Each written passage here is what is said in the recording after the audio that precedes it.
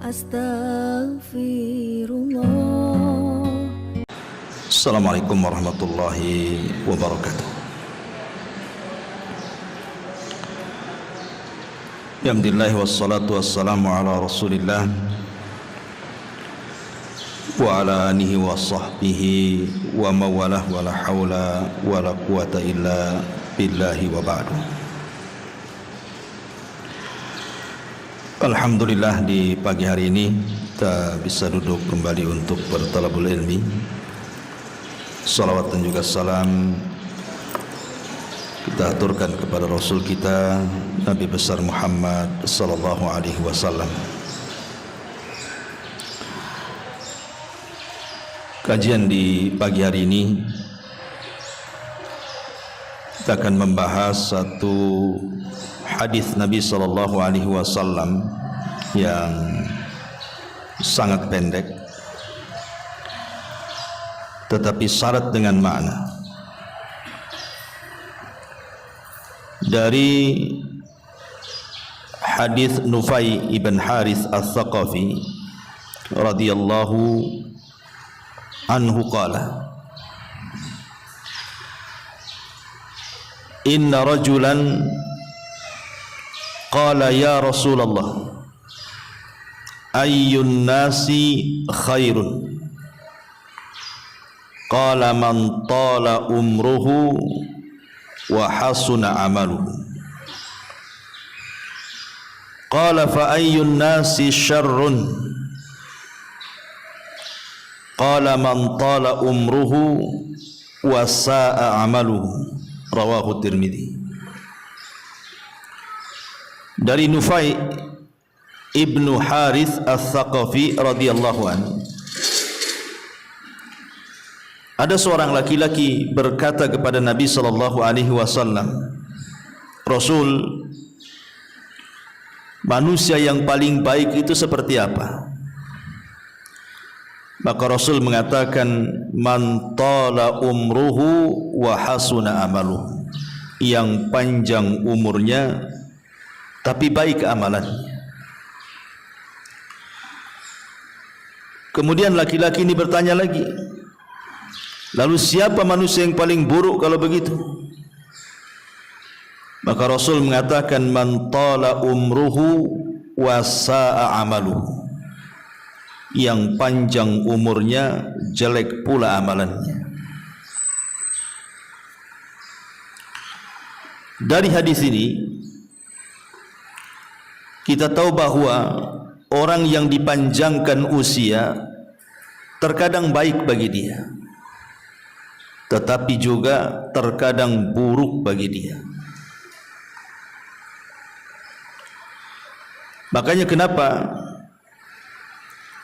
Nabi sallallahu alaihi wasallam mengatakan, la yatamannayanna ahadukumul maut imma muhsinan fala allahu an yazdad khairan wa imma musian fala allahu an yasta'tib. Kata Nabi sallallahu alaihi wasallam, janganlah seseorang dari kalian berharap kematian, barangkali jika dia berbuat baik, semoga bertambahlah nilai kebaikannya, tapi jika dia berbuat salah, semoga dia bisa menyesali kesalahannya. Artinya bahwa Nabi SAW ingin menjelaskan kepada kita tentang pentingnya sebuah umur. Pentingnya sebuah umur, di mana hakikat umur itu adalah ketika seseorang menghabiskan usianya untuk ketaatan kepada Allah. Karena dalam hadis ini Nabi SAW tidak pernah memuji orang yang usianya panjang, kecuali kalau baik amalannya. Makanya kenapa Nabi SAW mengatakan, man tala umruhu wa hasuna amaluhu, yang panjang umurnya tidak sampai di sini, tetapi juga baik amalannya. Karena buat apa panjang umur kalau jelek amalannya? Karena Allah Subhanahu wa taala mengingatkan dalam surah Al-Imran ayat 178, wala yahsabanna alladhina kafaru annama numli lahum khairun li anfusihim innama numli lahum liyazdadu ithman walahum adzabun muhin. Jangan kira orang-orang kufur itu, orang-orang kafir itu, kami panjangkan usia mereka, kami biarkan mereka panjang usianya, senang hidupnya, khairun li anfusihim, itu kebaikan untuk mereka. Bukan, innama numli lahum, sengaja kami biarkan mereka panjang umur itu, liyazdadu ithman, untuk nambah dosa, dan bagi mereka adab yang sangat menghinakan. Lihat bagaimana Allah Subhanahu wa taala mengingatkan, kalau panjang umur itu tidak ada manfaatnya bagi ketaatan kepada Allah, buat apa? Jangan-jangan itu istidraj saja tuh. Dibiarkan kita panjang umurnya, dibiarkan kita senang hidupnya, tapi rupanya sengaja Allah tumpuk-tumpukkan dosanya. Makanya kenapa kalau kita lihat para ulama, ada di antara mereka itu yang dipanjangkan usianya. Contoh pamannya Imam Ahmad, usianya 74 kemudian meninggal. Atau Imam Malik lah, lebih lama lagi Imam Malik itu usianya, ada yang mengatakan 83 tahun, ada yang mengatakan usianya 84 tahun baru meninggal. Kalau Imam Syafi'i mungkin lebih muda lagi meninggalnya, ya, enggak salah sekitar 50 tahun usia dia. Tapi ada ulama itu justru lebih muda lagi meninggal, seperti Imam Nawawi yang kitabnya sudah kita kaji kemarin, Arba'in Nawawi, itu di usia 44 tahun meninggal, tapi membuahkan karya yang luar biasa. Tidak ada satupun ma'had atau pesantren di negeri ini kecuali membaca kitabnya Arba'in Nawawi, ataupun karya lainnya Riyadhus Shalihin, atau karya lainnya Syarah Sahih Muslim, dan banyak ya karya-karya beliau berkah. Walaupun pendek usianya tapi berkah. Tapi banyak orang-orang yang dipanjangkan usianya sampai mungkin 100 tahun lebih, tidak pernah dikenang namanya karena tidak berkah umurnya. Lah yang kita inginkan, kalaupun kita berdoa kepada Allah Subhanahu wa taala dipanjangkan umur, itu maksudnya untuk memperbanyak ketaatan. Dan itulah doa yang didoakan oleh Rasul kepada Anas bin Malik kan. Ketika ibunya membawa Anas bin Malik, usianya Anas ketika itu 10 tahun, datang kepada Rasul dan mengatakan, ya Rasulullah, wahai Rasul, ini Anas putraku, jadikan dia pembantumu dan doakan dia juga. Apa doa Nabi? Allahumma aktsir malahu wa waladahu wa barik lahu fima a'taitahu.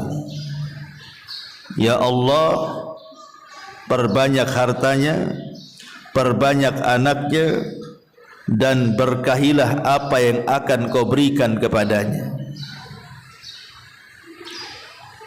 Jadi Nabi SAW tetap mendoakan Anas itu untuk diperbanyak hartanya, dipanjangkan umurnya, diperbanyak keturunannya, dan tidak lupa kata Rasul wabarik, dan berkahi juga. Karena kalau umur diberkahi itu, alhamdulillah, itulah sebaik-baik manusia. Makanya kata Anas bin Malik radhiyallahu anhu, setelah lama begitu yang meninggalnya Rasul, kata Anas bin Malik radhiyallahu mengatakan, fa wallahi inna mali lakatsir wa inna waladi wa walada walidi la yata'adduna ala nahwil mi'atil yawm. Sesungguhnya hartaku banyak, anak dan anak dari anak-anakku alias cucuku mencapai 100 orang. Artinya doa Nabi SAW terkabulkan dan berkah. Semua anak-anak Anas ibn Malik dan juga anak-anak daripada anak-anaknya Anas ibn Malik sebagian besar menjadi para ulama, ya.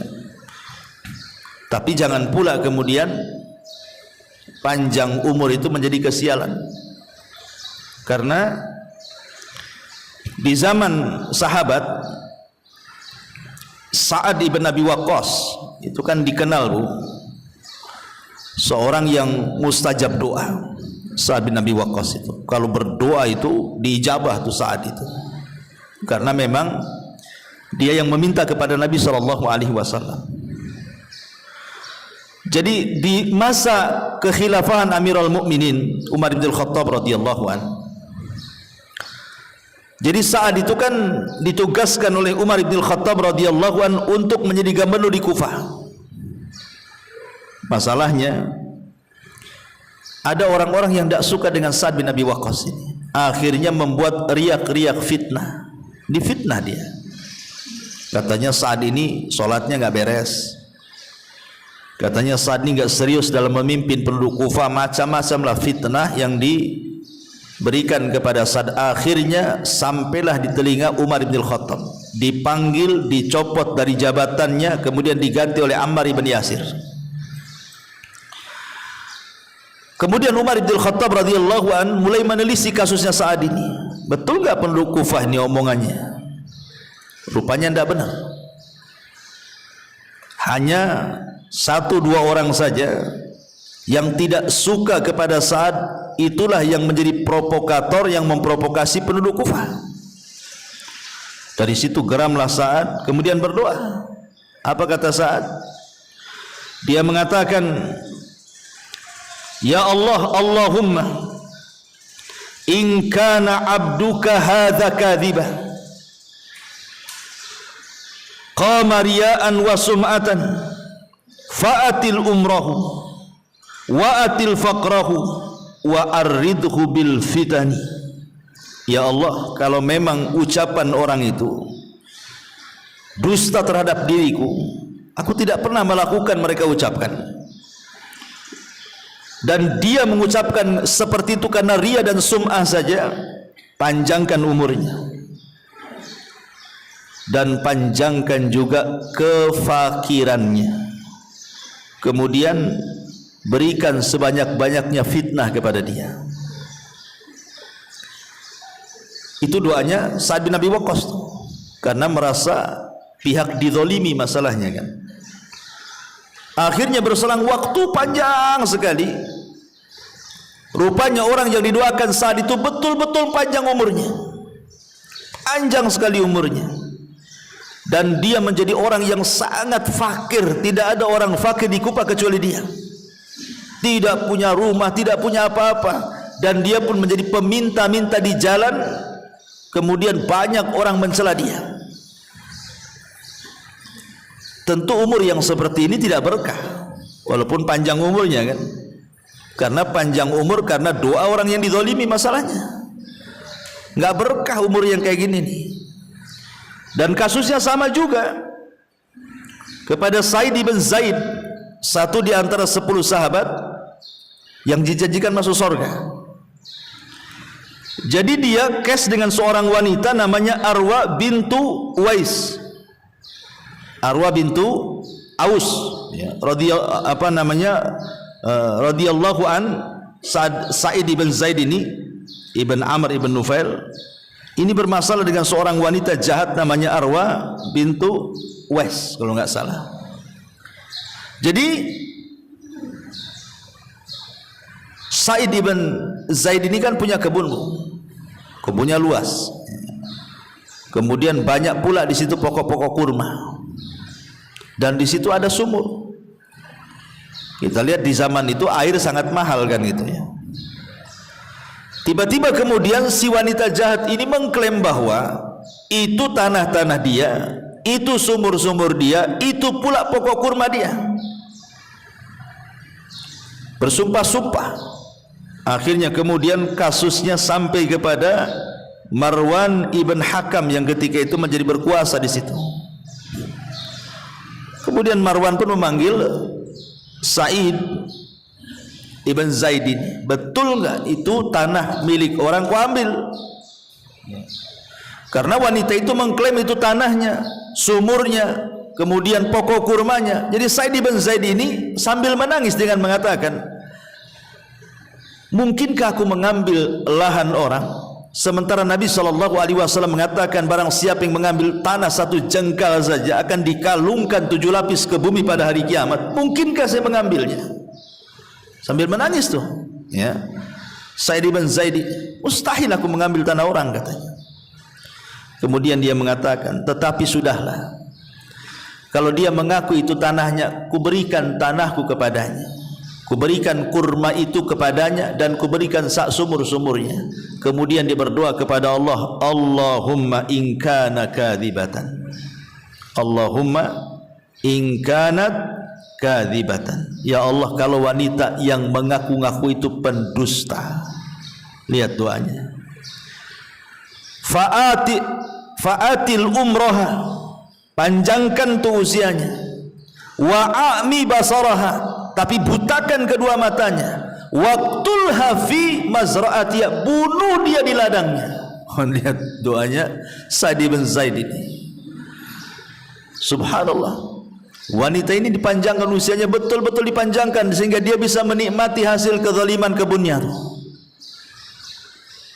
Akhirnya setelah dia tua, dia buta. Kemudian dia karena buta, tidak tahu arah di dalam kebunnya, kemudian dia terperosok masuk pula ke sumurnya itu, mati di sumurnya. Kan wanita ini juga panjang juga umurnya kan, tapi kan tidak berkah kan itu.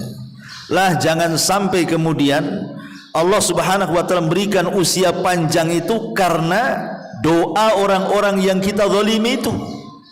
Ya. Atau mungkin kita diberikan usia panjang tetapi tidak ada keberkahannya, naudzubillah.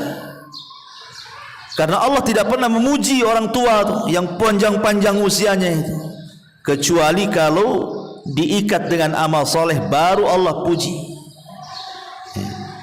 Ma'asyiral muslimat yang dimuliakan Allah Subhanahu wa taala. Kenapa demikian?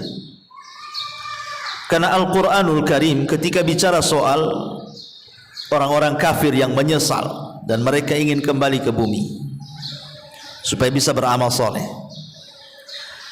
Allah Subhanahu wa taala singgung tuh orang-orang kafir itu dan mengatakan, awalam nu'ammirkum ma yatadzakkaru fihi man tadzakkar wa ja'akumun nadhir, kata Allah.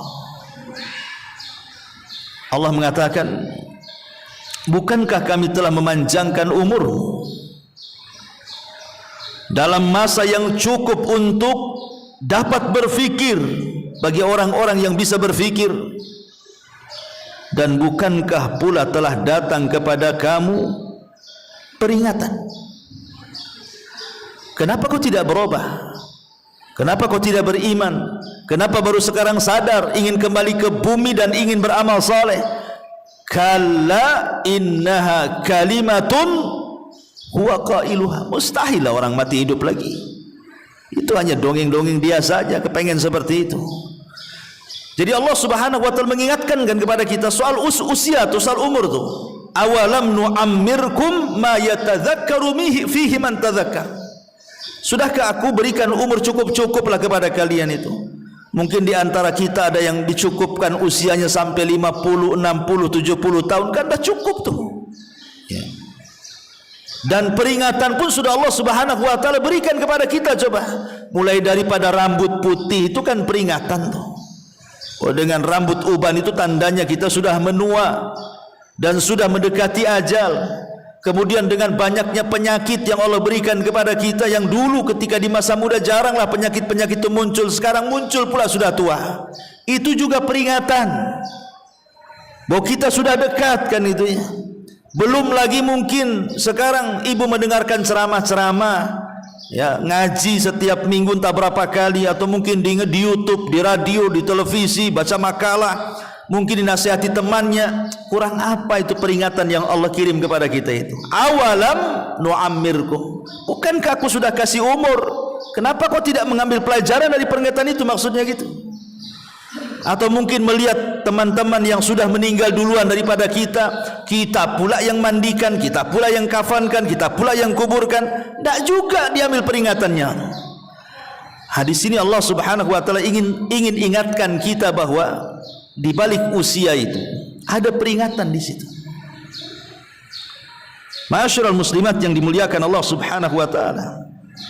Makanya kenapa Nabi SAW sampai mengatakan, laisa ahadun afdal indallahi min mu'minin yu'ammaru fil Islam litasbihihi wa takbirihi wa tahlilihi. Kata Rasul, tidak ada seseorang yang lebih afdal di hadapan Allah. Tidak ada satupun manusia yang lebih afdal di sisi Allah Subhanahu wa taala kecuali seorang mukmin yang dipanjangkan umurnya, tetapi ia gunakan untuk tasbih, untuk tahmid, untuk takbir, untuk tahlil, alias mengingat Allah Subhanahu wa taala. Baru tuh kalau seandainya usianya dipanjangkan dalam rangka mengingat Allah, itulah sebaik-baik manusia di sisi Allah Subhanahu wa taala. Masalahnya, Bu, terkadang Nabi SAW kan sudah mengatakan dalam hadisnya, al-mu'minul qawi khairun wa ahabbu ilallah minal mu'minidh dhaif. Mukmin yang kuat itu lebih baik dan lebih dicintai Allah dibandingkan mukmin yang lemah. Wa fi kullin khairun. Kemudian kata Nabi SAW, namun keduanya tetap memiliki kebaikan. Baik mukmin yang kuat ataupun mukmin yang lemah, dua-duanya memiliki kebaikan. Walaupun Allah lebih mencintai mukmin yang kuat dibandingkan mukmin yang lemah, tapi dua-duanya ada sisi baiknya. Kemudian Nabi SAW mengatakan, ihris ala ma yanfa'uk, ihris ala ma yanfa'uka wasta'in billahi wala ta'jaz, wa in asabaka syai'un fala taqul law anni fa'altu kana kadza wa kadza, walakin kul qaddarallah wa ma syaa fa'al. Kata Nabi SAW, bersemangatlah atas hal-hal yang bermanfaat bagimu. Maknanya apa? Kita disuruh meraih sesuatu yang bermanfaat bagi kehidupan kita. Karena ada manusia itu yang di depannya alat-alat itu bisa dimanfaatkan sebenarnya untuk akhiratnya, tapi dia tidak mau ngambil manfaat, itu masalahnya. Contoh yang sederhana saja, handphone lah. Handphone ini sebenarnya barang yang sangat bermanfaat sebenarnya untuk akhirat kita tuh. Karena di handphone itu ada Al-Quran, di handphone itu ada hadis-hadis Nabi. Sekarang ini kan ada ceramah-ceramah, ada wejangan-wejangan, ada artikel-artikel agama. Seolah-olah disingkat yang dulu ibu itu ya, kalau ingin membaca sebuah artikel atau ingin mengetahui sesuatu harus beli buku dulu tuh. Zaman dulu kan harus beli buku, Bu. Saya aja dulu waktu masih di pesantren itu kepengen buku ini, Bu, harus beli, ngumpulin duit, beli kitab. Dan harganya itu, kitab itu mahal di zaman dulu tuh. Alhamdulillah, Allah mudahkan, kitabnya sudah di handphone sekarang. Qurannya sudah ada di handphone, tafsir-tafsirnya ada di handphone, syarah-syarahnya, semua syarah-syarah hadis-hadis ada di handphone semuanya. Subhanallah, artinya handphone ini kalau kita bisa manfaatkan, bisalah mengarahkan kita ke sorga dengan usia kita yang kita habiskan depan handphone ini. Tapi berapa banyak yang ngambil manfaat dari handphone itu coba? Kebanyakan orang pegang handphone itu ya untuk kakak saja itu tuh, tertawa dari pagi sampai malam kan itu. Atau mungkin hanya untuk nonton yang gak jelas dari pagi sampai malam saja. Ingat, semua akan dipertanggungjawabkan soal usia yang lewat dari kita. Satu nafas, hentakan nafas saja akan dipertanggungjawabkan tuh. Karena itu menyangkut umur, itu menyangkut waktu masalahnya. Makanya kenapa kemudian para ulama salaf seperti Imam Ahmad ibn Hanbal rahimahullahu taala ketika ditanya, "Kaifa asbahta ya Imam?" Imam, bagaimana engkau memasuki pagi harimu? Apa kata Imam Ahmad? Qala, dia mengatakan, "Fi umrun yanqus wa dhunubun tazid," katanya. Apa kata beliau? Umurku makin berkurang sementara dosaku makin bertambah. Ini yang ngomong Imam Ahmad, yang hari-hari dia habiskan waktunya untuk mencatat, membaca dan berdakwah. Tapi dia mengatakan ketika ditanya macam mana pagi hari wahai Imam, dia mengatakan setiap pagi umurku berkurang tapi amalanku tidak pernah bertambah. Persis daripada ucapan salafnya. Siapa? Abdullah ibn Mas'ud radhiyallahu an, yang mengatakan, "Ma nadimtu ala syai'in nadami ala yaumin gharabat syamsuhu naqasa fihi umri wa lam yazid fihi amali."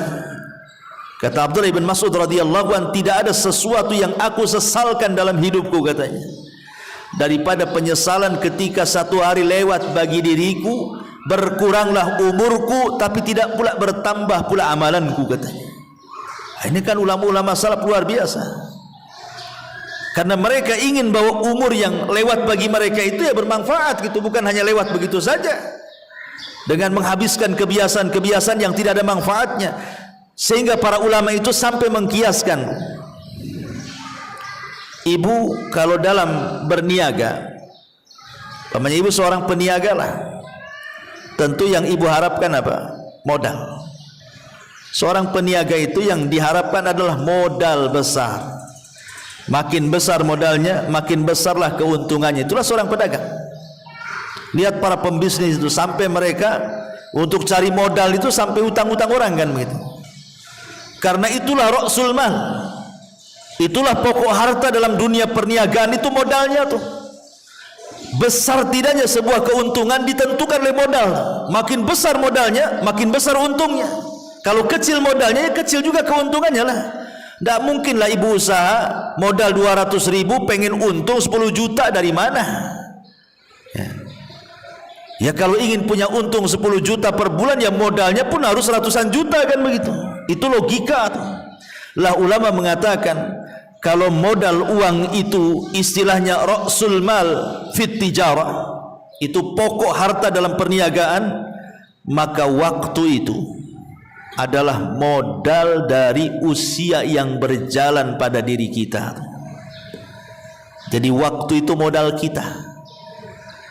Jadi kalau kita ingin untung di akhirat, mendapatkan surga Allah Subhanahu wa taala, perbesar modalnya. Artinya apa? Gunakan waktu dalam usia kita ini sebaik mungkin gitu loh. Makin banyak kita gunakan waktu ini untuk beribadah kepada Allah Azza wa Jal, berarti makin besar keuntungan kita di akhirat tuh. Tapi makin sedikit waktu yang kita gunakan untuk beribadah, ya jangan harap ingin mendapatkan keuntungan besar di akhirat. Makanya ada istilah ad-dunya mazra'atu lil akhirah. Dunia ini tempat bercocok tanam untuk dituai hasilnya di akhirat, kata ulama. Ya. Ma'asyiral muslimat yang dimuliakan Allah Subhanahu wa taala. Maka kalau kita sudah tahu betapa pentingnya umur itu, maka orang yang cerdas, kata Rasul, al-kayyisu man dana nafsah wa amila lima ba'dal maut. Orang yang cerdas itu orang yang introspeksinya terus, ya, setiap hari. Kalau bisa hari ini lebih baik daripada hari kemarin, besok harus lebih baik daripada hari ini, lusa lebih baik daripada besok, dan begitu seterusnya. Persis seperti perkataan Imam Ghazali, man kana yaumuhu khairan min amsihi, barang siapa yang hari ini lebih baik dibandingkan kemarin, fahuwa rabih, maka dia beruntung. Wa man kana yaumuhu, kata Imam Ghazali, mithla amsihi fahuwa khasir, Siapa yang hari ini sama aja dengan hari kemarin pun ada bedanya, maka rugilah dia. Wa man kana yaumuhu syarran min amsihi fahuwa halik. Tapi kalau hari ini lebih buruk dari hari kemarin, binasalah dia. Itulah orang cerdas, orang yang introspeksi itu. Bagaimana hari ini harus lebih baik daripada hari kemarin. Makanya Hasan Al-Basri rahimahullah ta'ala sampai mengatakan, ma min yaumin yanshakku fajruhu illa wa yunadi ya ibna adam ana khalqun jadid wa ala amalika syahid fatazawwad minni fa inni idza madaitu la a'udu ila yaumil qiyamah. Apa kata Hasan Al-Basri? Tidak ada satu hari yang fajar terbit pada hari itu kecuali dia akan berseru, wahai anak Adam. Siapa yang berseru? Maksudnya pagi-pagi itu, si pagi itu akan berseru, wahai anak Adam, sesungguhnya aku adalah makhluk baru terbit, ya. Aku akan menjadi saksi terhadap amalan-amalanmu hari ini. Maka berbekalah dariku, karena sesungguhnya apabila aku telah berlalu, aku tidak akan pernah kembali sampai kiamat. Seolah-olah Hasan Al-Basri ingin mengatakan, kalau seandainya matahari terbit di pagi hari itu bisa bicara gitu maksudnya, maka matahari itu akan ngomong sama kita seperti itu dan mengatakan, saya ini makhluk yang baru terbit hari ini, sesungguhnya aku akan jadi saksi untuk amalan-amalan kalian di hari ini. Maka berbekalah dariku, karena kalau aku berlalu tidak akan pernah kembali sampai hari kiamat. Makanya ada istilah, kemarin sesuatu yang mustahil untuk diulang, besok sesuatu yang mustahil untuk kita dapat karena belum terjadi. Yang memungkinkan hari ini yang berjalan, yang mungkin kita bisa manfaatkan. Itulah salah satu perkataan Hasan Al-Basri rahimahullahu ta'ala. Ma'asyiral muslimat yang dimuliakan Allah subhanahu wa ta'ala, manusia ini pasti akan dapat ujian. Manusia pasti akan diuji. Tidak mungkin tidak. Kita ini akan diuji. Entah diuji dengan kesehatan sehingga kita lama terbaring sakit, entah diuji dengan ekonomi sehingga kita stres setiap hari mikir cari duit, entah diuji dari pasangan lah gitu. Ibu asik mikir suaminya saja pengen bayi, sibuk diuji dengan anak-anaknya, rutinitasnya sibuk dengan anak-anaknya saja. Pertanyaannya, apakah sepanjang waktu bu, ibu harus disibukkan dengan perkara-perkara seperti itu sampai tua gitu, kemudian mati? Lalu apa hasilnya? Memang manusia akan diuji gitu maksudnya ya, tapi bukan berarti kemudian ujian itu menyibukkan kita terus menghadapi sampai waktu berjalan lalu, akhirnya kemudian mati hanya memikirkan apa yang Allah ujikan kepada kita. Kalau bisa ya gitu ya, kalau bisa ya, ujian memang ujian. Adalah hari-hari mungkin yang buat kita stres, buat kita bingung kan, tetapi bukan berarti kita tidak bisa beribadah kepada Allah. Sakit-sakit iya sakit, tapi kalau bisa lisan tetap berzikir. Boleh jadi mungkin ibu stres kadang-kadang dengan suami, dengan anak-anak, tetapi luangkan waktu juga untuk beribadah kepada Allah Azza wa Jalla.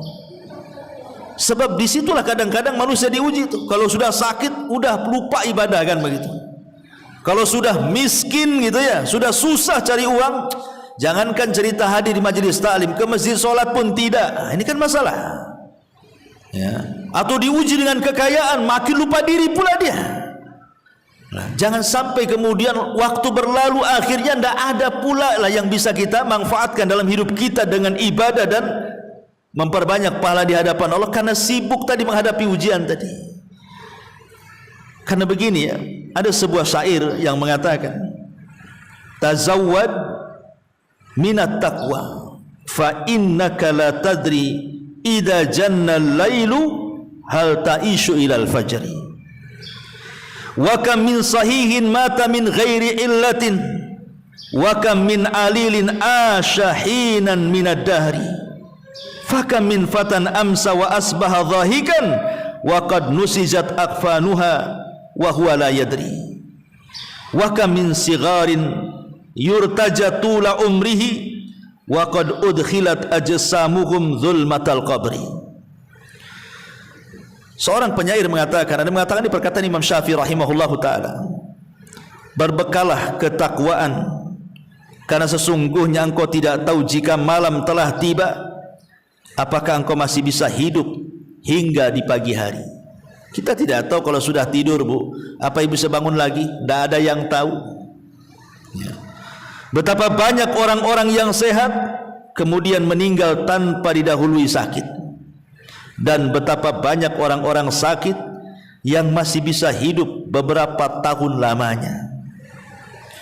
Berapa banyak pemuda yang tertawa di pagi hari dan petang harinya, padahal kain kafan mereka sedang ditenun dalam keadaan mereka tidak sadar. Berapa banyak anak-anak yang diharapkan panjang umurnya, padahal tubuh mereka telah dimasukkan ke dalam gelap gulitannya kuburan. Dari sini kita tahu bahwa, karena kan kita tidak tahu nih kematian di kapan, dan usia ini terus berjalan kan gitu ya, maka orang yang cerdas itu kan harus mempersiapkan bekal sebelum kematian. Man dana nafsa wa amila lima ba'dal maut, kan itu. Makanya kenapa kemudian Nabi SAW ingin katakan sebaik-baik manusia man tala umruhu wa hasuna amaluhu, orang yang panjang umurnya tetapi baik pula lah dia amalannya. Ma'asyiral muslimat yang dimuliakan Allah Subhanahu wa taala, di dalam sebuah hadis atau di dalam Al-Qur'anul Karim, Allah juga mengingatkan dalam surah Al-Munafikun ayat 9, ya ayyuhalladzina amanu la tulhikum amwalukum wala auladukum an dzikrillahi wa man yaf'al dzalika faulaika humul khasirun. Wahai orang-orang yang beriman, janganlah melalaikan kalian harta-harta kalian, jangan pula melalaikan anak-anak kalian. Dari apa? Dari mengingat Allah. Karena barang siapa yang kemudian melakukan itu, maka termasuk orang-orang yang rugi. Di sini Allah ingatkan lagi soal umur. Jangan umur kita ini disibukkan dengan harta lupa akhirat gitu ya. Disibukkan dengan anak-anak lupa akhirat. Karena kalau itu yang kita mau, kita habiskan umur kita hanya untuk cari duit saja, cari harta saja, dan sibuk hanya mikir anak jadi apa gitu ya, rugi dia ya. Makanya kenapa para ulama kalau bisa sibukkan kehidupan kita ini dengan 4 perkara. 1, perbanyak zikir kepada Allah Azza wa Jalla. Kemudian yang kedua, carilah amalan-amalan yang amalan itu bisa mengalir setelah kematian kita. Sebagaimana Nabi SAW mengatakan umpamanya, sab'un yajri lil abdi ajruhunna. Ada 7 perkara kalau seorang hamba mengamalkannya, pahalanya mengalir sampai kematiannya. Kemudian Nabi SAW mengatakan, di antara 7 perkara itu ilmu yang diajarkan. Kemudian man 'allama ilman, siapa yang mempelajari ilmu kemudian disebarkan, au ajra nahran, ataupun bersedekah air, au hafara bi'ran, ataupun menggali sumur, au gharasa nakhlan, atau menanam pokok kurma dan kemudian setelah berbuah disedekahkan, au bana masjidan, ataupun membangun masjid, au warrasa mushafan, ataupun membeli mushaf dan diwakafkan, au taraka, ataupun di sini au taraka waladan yastaghfiru lahu ba'da mautihi, ataupun meninggalkan anak yang kelak akan memintakan ampun untuk orang tua setelah kematiannya. Jadi orang yang cerdas itu supaya umurnya tidak sia-sia, maka carilah amalan-amalan itu, Bu, yang sangat manfaat untuk kehidupan kita setelah kematian. Ya, semua amal itu bermanfaat, tapi seorang muslim kan harus memilah-milih gitu ya, supaya amalannya itu langgeng sampai kematian dia, sehingga pahalanya terus mengalir menjadi amal jariyah. Ya. Ma'asyiral muslimat yang dimuliakan Allah Subhanahu wa taala. Ya. Ini yang kedua. Yang ketiga, mudawamatu ala al-amali saleh. Senantiasa istiqomah untuk beramal saleh. Istiqomah beramal saleh itu artinya tidak apa-apa bu, amalan itu sedikit, tapi yang penting terus-terusan. Karena Allah itu tidak akan bosan dengan amalan kita, kita yang akan bosan untuk beramal. Kalau kita kemudian memborong semua amalan kita, itu tidak akan langgeng itu ibadah kita itu, karena lama-lama bosan. Makanya sedikit-sedikit tetapi tidak membosankan, yang penting terus-terusan, itu jauh lebih baik. Kata Rasul, khairul a'mal adwamuha wa in qalla. Sebaik-baik amal itu sedikit tapi terus-terusan. Ya. Sedekah, ya mungkin sedekah tak banyak ya, 100, 200 ribu, banyak loh Ustaz itu ya, 10, 20 ribu, oh masih banyak, ya udahlah 1000, 2000 lah kan kita. Yang penting kan terus-terusan tuh, ya, tidak terputus sedekahnya. Karena ini yang diinginkan itu adalah fa amma man a'ta wattaqa wa saddaqa bil husna fasanu yassiruhu lil yusra. Yang kita inginkan itu fasanu yassiruhu lil yusra. Sudah mudah jalannya, Allah mudahkan.